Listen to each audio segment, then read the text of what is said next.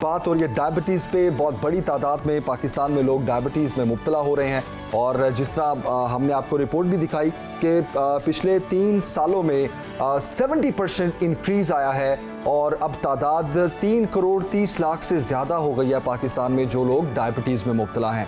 तो अभी हम हिकमत की रूह से डायबिटीज़ का किस तरह इलाज मुमकिन है और उसमें कौन कौन सी अद्वियात हैं, उस पर बात करने के लिए हमें हकीम मोहम्मद अनवर खान लोधी साहब ज्वाइन कर चुके हैं। हकीम साहब बहुत शुक्रिया हमें ज्वाइन करने के लिए। अस्सलाम वालेकुम, गुड मॉर्निंग हकीम साहब, कैसे हैं आप? Good morning ji, I am well. अल्हम्दुलिल्लाह वी आर ग्रेट टू। हकीम साहब पहले थोड़ी सी सिम्टम्स की बात कर देते हैं, बताइएगा कि क्या सिम्टम्स होती हैं, किस तरह से ये अर्ली डायग्नोज हो सकता है, डायबिटीज का किस तरह से पता चल सकता है कि डायबिटीज में एक शख्स मुब्तला हो रहा है? जब तक कोई नए पेशेंट्स जिनके पास डायग्नोज नहीं हुआ, प्राइमरी उनको जो इब्तदाई अलामत उनमें सिर्फ है और जिसमें कोई अलामत नहीं होती, अगर वो थोड़ा और इख्तियार कर जाए सूरत में थकन गैर मामूली तौर पर जाती है और ख़ास तौर पे टांगों के और थाइस की मसल्स में दर्द हो सकती है और भूख लगेगी लेकिन खाएंगे तो उसकी और बढ़ जाएगी। ये प्राइमरी इलामात हैं जब तक कोई डायग्नोज नहीं हुआ। उसके बाद फिर लेबोरेटरी सारा कुछ आएंगे। तो तिब्बी एतबार से जो हम तो खैर कदीम निज़ाम में मिजाज के एतबार से तकसीम करते हैं, जो हमसे मुतल्लिक नहीं है। जो हमसे मुतल्लिक ये है, मैं ये समझता हूँ कि ये डायबिटीज़ जो है ये एक बाकायदा खाने पीने की खराबियों का मर्ज है, लाइफस्टाइल का मर्ज है। आपका खाना पीना गलत हो गया तो डायबिटीज़ के चांसेस बहुत ज़्यादा आ जाएंगे और ये इम्कानी तौर पे है कि जो ज़्यादा ले रहे हैं लोग उनमें खराबियाँ बढ़ेंगी। मर्जियाती हवाले से जो तिब्बी यूनानी फर्क तस्वर किया जाता है, जो मॉडर्न मेडिकल सिस्टम है, वो भी आप इसको एक्नॉलेज कर रहे हैं, जबकि सदियों से तिब में इसका बाकायदा तज़किरा मौजूद है। वो है कि ये अंतड़ियों में एक खराबी की वजह से मर्ज पैदा होता है जो एक किस्म का है। 4 किस्मों में हम इसे तकसीम करते हैं। उनमें से एक जो है उनकी कसीरल वकूअ है, वो है कि अंतड़ियों में एक ऐसी खराबी आती है जिससे अंतड़ियों के सबसे छोटे एब्जॉर्प्शन एरिया जो हैं, अंतड़ियों के विलायक जो हैं, उनके अंदर जो फिल्ट्रेशन यूनिट्स हैं उनका सुराख जो है, उनकी इजाजत जो है बढ़ जाती है। अच्छा। उससे गैर मामूली तौर पे बड़े अज्जा जिस्म में जाते हैं जिनको जिस्म ऑब्जर्व नहीं कर सकता और उसके बदले में इनको भी पैदा नहीं कर पाता या उसके अंदर रेजिस्टेंस जिसे आम लोग, तो ये तशखीस में थोड़ा सा फर्क है एलोपैथिक के मुकाबले में। अगर हम उसको मैनेज करते हैं तो मुस्तकिल तौर पे ठीक हो सकते हैं इसमें। ओके, बिल्कुल। बाकी ग़िज़ाई एहतियात में हम जो अपने पेशेंट्स में से अच्छे रिजल्ट हासिल किए हैं वो है कि अपना प्लेट सेट करने से पहले आप अपने आप को एक प्लान करें कि आपने किस तरह करना है इसको। मेरा मुशाहिदा है अगर आप प्लेट जो है उसमें 20% कार्बोहाइड्रेट हो तो आप अपनी शुगर को काफ़ी हद तक मैनेज रख सकते हैं। दूसरा, एक और गलत फहमी है कि लोग समझते हैं कुछ चीज़ों के अंदर जैसे शुगर कम है, जैसे आड़ू है या चकोतरा है, इनमें शुगर कम होती है जी। हो सकता है शुगर कम में ठीक है, लेकिन उससे ज्यादा बड़ी खराबी ये आती है कि ये सारे जितने भी ग्रुप्स हैं इनसे अंतड़ियों में एक नुकसान पैदा होता है जो मैंने पहले तज़किरा किया जी। तो ये इनको बढ़ाने का बनते, इसलिए उनकी मज़ीद बिगड़ जाती हैं जी। सही। अच्छा हकीम साहब, जिस तरह एलोपैथी में इंसुलिन है और दीगर अद्वियात हैं जिनके ज़रिए इसको कंट्रोल किया जाता है, इसका इलाज किया जाता है, तो हिकमत में तरीका इलाज क्या है, कौन कौन सी अद्वियात है, आप किस तरह ट्रीट करते हैं इसको? जी, हमारे यहाँ जो सिस्टम है हम उनको 4 जगहों पे मैनेज कर सकते हैं शुगर के पेशेंट्स को। सबसे पहले तो यह है कि हम उनके फूड में, जैसे मैंने पहले कहा है कि उसके कार्बोहाइड्रेट्स को मिनिमम करें। अच्छा।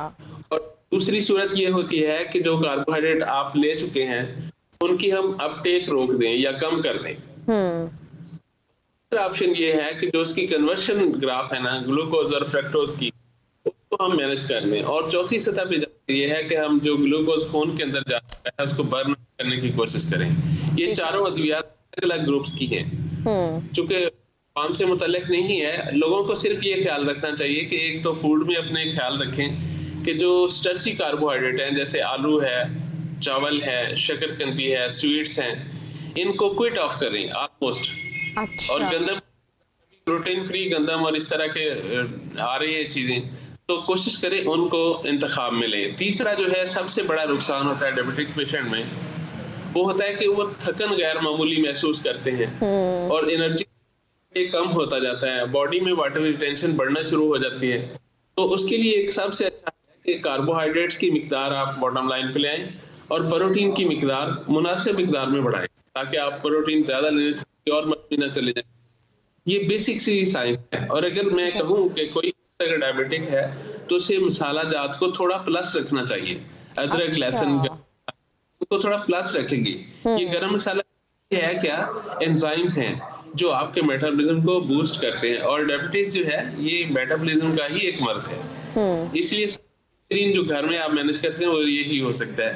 फिर भी अगर मैं घरेलू टोटके के तौर पे बताऊं तो एक आसान हल ये है कि अपने खानों में हल्दी थोड़ी सी ज्यादा कर दें। दूसरा एक के लिए भी पिछले साल से हमने अपने क्लिनिक पर ट्राई किया, और घर पे भी लोग बना सकते हैं। तुम्मा एक होता है, हंजल कहते हैं हम तिब में से। अच्छा। और तुम्मा यानी हंजल आम चीज है, हर जगह से मिल जाती है। और सुंड खुश्क अदरक जो होता है जी, अच्छा, ये दोनों चीज आकर पीस लें और पीस कर इसकी गोलियां बना दें, कोई छोटे के बराबर, हकीम साहब आप क्वांटिटी भी आपने बताई है इसकी कि कितनी क्वांटिटी में आपने लेनी है ये दोनों चीजें? बराबर वजन लेनी है ये दोनों। अच्छा, ओके। और इसकी गोलियां बनाएं, जितना बेर छोटा सा होता है ना, या 2 चने के बराबर गोलियां बनाएं। और इसको नहीं है, इसको अपने नाफ के अंदर रखना है। अच्छा, ओके, ठीक है। अगर मॉइस्ट हो तो ज्यादा बेहतर है। बेशक थोड़ा सा इसको गीला कर दें पानी से गोली को, जब रखने लगे खुश्क पड़ी हो तो रखेंगे। इसके 15-20 मिनट बाद आपका मुंह कड़वा होना शुरू हो जाएगा। अच्छा।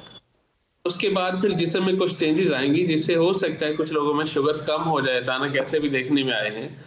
तो ये एक सेफ मेडिसिन है जिससे किसी किस्म का नुकसान का एहतमाल नहीं है। ओके। तो मेरा सुन रहे हैं उनको इख्तियार करना चाहिए। उम्मीद रखता हूँ कि बड़ा अच्छा रिजल्ट मिलेगा इंशाल्लाह। बिल्कुल। अच्छा हकीम साहब ये भी बताइएगा, नीम के पत्तों की क्या कोई अफादियत है? क्या उनका इस्तेमाल जो है वो इफेक्टिव है अगर आप डायबिटिक हैं तो? जी, जो वर्ल्ड वाइड रिसर्च सेंटर्स हैं, एनपीसी है और इस तरह की दूसरे, उनमें से नीम के पत्ते और करेले 2 चीजों के लिए वाज़ेह तौर पे हाइपोग्लाइसेमिक मेडिसिन कंसिडर किया जाता है और बिला इसका असर होता है। और अगर इसके साथ कोई कब्ज शाह दवाई शामिल कर दी जाए तो आप इससे ज्यादा जो पेशेंट डायबिटिक पेशेंट है उनको कब्ज हो जाए तो उनके साथ बिगड़ जाते हैं। माइट पॉसिबल उससे शूट कर जाए, हजम खराब हो जाए, तो ये सारा कुछ और से हो जाएगा। तो कॉन्स्टिपेशन से बचने के लिए भी डॉक्टर साहब बता दें कोई हल उसका, कोई देसी टोटका बता दें, क्योंकि लोग नीम के पत्ते और करेले जो हैं वो यूज करते हैं डायबिटीज से बचने के लिए। करेले के ऊपर वाले छिलके जो अमूमन वेस्ट कर दिए जाते हैं पकाने के दौरान, 100 ग्राम खुश्क हो और 100 ग्राम पत्ते हो तो उसमें 25 ग्राम सनाई मक्की, ये एक पौधे के पत्ते होते हैं, मारूफ दवाई है। अच्छा। इन सब को पीस के पाउडर तो 1 टीस्पून फुल रात सोने से पहले लें। ये बहुत कुछ मैनेज कर देगा, खास तौर पे जिन लोगों के पिंडलियों में दर्द होता है या पाँव सुन तलवे में दर्द होता है तो काफी मैनेज हो जाएगा। ठीक है। और सुबह शाम शुगर को भी ये मैनेज करेगा। ठीक हो गया। अच्छा हकीम साहब, जो लोग डायबिटिक होते हैं उनको भूख बहुत ज्यादा लगती है और थोड़ी थोड़ी देर के बाद लग रही होती है, आप क्या रेकमेंड करते हैं कि किस तरह से उनको जो है ना हेल्दी मंचिंग के लिए कोई आप अगर ऑप्शंस बता दें, कोई ऐसा फ्रूट, कोई ऐसा स्नैक जिसका वो इस्तेमाल कर सकते हैं और वो मतलब फिलिंग उनको फील हो, शुगर से भी बच जाए। वैसे खुश्क चने कहा जाता है, काले चने भुने हुए। जी, हमारे यहाँ जो बाकायदा क्लिनिक में एक शेड्यूल दिया जाता है जिससे रिजल्ट बड़े अच्छे हमें मिले हैं। हम तजवीज़ करते हैं कि सुबह नाश्ते में 7 काजू और 14 पिस्ते और 1 कप सेपरेट मिल्क का लीजिए। अच्छा, ये आपका एक नाश्ता हो गया। इसके बाद मुझे लोगों में जो देखा मैंने 4 घंटे तक भूख नहीं लगती। बहुत अच्छी किस्म का न्यूट्रिशन वैल्यू रखता है और एपेटाइट को भी मैनेज करता है। बिल्कुल सही। ये हफ्ते में ले लीजिए। ठीक है। हफ्ते में मजीद जो है 1 हाफ बॉइल और 1 कप दूध जिसमें सौंफ या दालचीनी उबली हुई हो, तो ये 3 दिन ले लीजिए। एक दिन कोशिश करें कि आप सिंपल सी कोई फूड जो घर में आपको पसंद लगे वो ले लें, लेकिन उसमें भी कार्बोहाइड्रेट ज्यादा ना रखे जाए। अच्छा। और दोपहर में कोशिश ये सब्जियां लें, खास तौर पे शलजम, मूली, कद्दू, टिंडे, इन ग्रुप्स में से कुछ, और उसमें रोटी थोड़ी से थोड़ी दी जाए, कार्ब जो मिनिमम रखें, चम्मच के साथ खाएं तो बहुत अच्छा होगा जी। और रात के खाने में थोड़ी रोटी और करेले का सालन, काले चने का शोरबे वाला सालन, या देसी चिकन या फिश जो फार्म की ना हो सही। ली जाए, तो ये बात 4 हफ्ते के अंदर पेशेंट जो संभल जाते हैं, थकन हट जाती है, भूख भी मैनेज रहती है। बिल्कुल। फिर भी अगर कहीं तो मेरा मशवरा है नट्स पे आ जाए, ज्यादा अच्छा होगा, सही। इससे कोई खराबी का बिल्कुल सही। अच्छा हकीम साहब, मीठे की क्रेविंग बहुत ज्यादा होती है